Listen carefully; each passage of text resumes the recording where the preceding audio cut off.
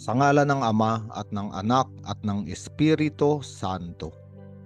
Panginoon, isugo mo ang iyong espiritu at pagpanibaguhin mo ang muka ng aming mundo.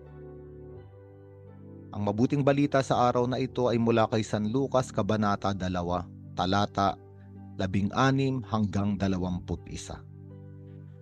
At sa ebanghelyong ito makikita natin ang tagpo kung saan ang mga pastol ay nagmamadaling pumaroon kung saan nakita nila si Maria at Jose at ang sanggol na si Jesus na nakahiga sa sabsaban.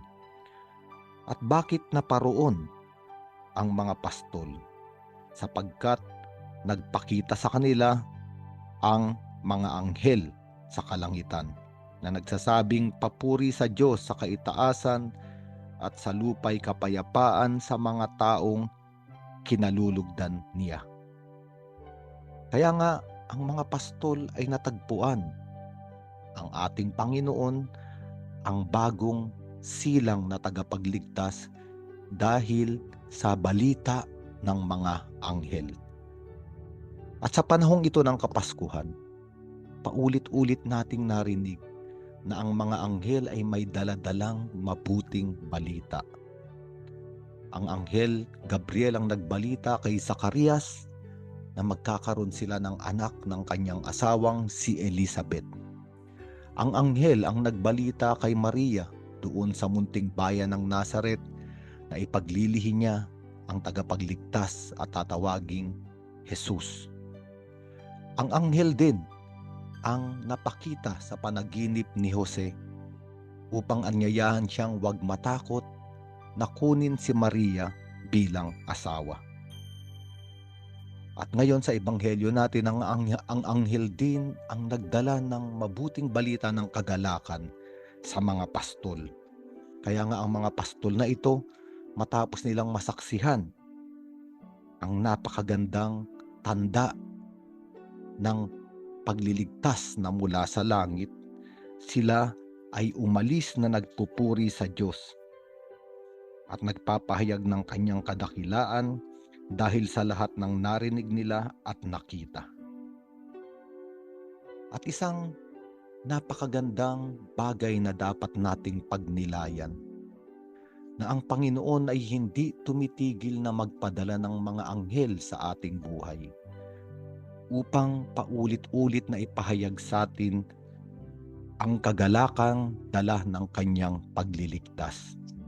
Ang anghel sa Hebreyo ay malak. Ito ang literal na salita. Malak ang ibig sabihin ay nakapaghatid ng balita.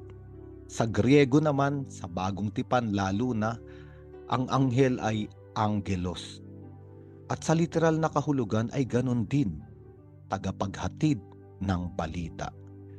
Kaya nga, kung makikita natin, ang mga anghel sa kasulatan ay para magdala ng mensahe sa Diyos. At bakit ang mga anghel sa ebanghelyong ito at sa mga ebanghelyong napakinggan natin ngayong mga araw ng Adbyento at Pasko ay mahalaga? Sapagkat kung maalaala natin, may isang anghel, ang tawag sa kanya ay anghel ng liwanag, Lucifer, na nagrebelde sa Diyos at ayaw niya nang maglingkod sa Diyos. Kaya nga ang anghel na ito ay naging dyablo. At sa katawan o sa larawan, imahe ng isang ahas, nagpahayag siya ng kasinungalingan sa mga unang tao. Isang anghel na nagbigay ng kamandag sa puso ng sangkatauhan para ang sangkatauhan ay bumagsak sa kasalanan. Kaya nga naman, ang Diyos sa kalangitan upang ibalik ang sangkatauhan sa kanyang pag-ibig at sa kanyang tipan, sa buong kasaysayan ng kaligtasan ay nagpapadala ng mga anghel. At hanggang sa kaganapan ng panahon, nang kanya nang isusugo ang kanyang bugtong na anak, mga anghel pa rin ang naghatid ng balita.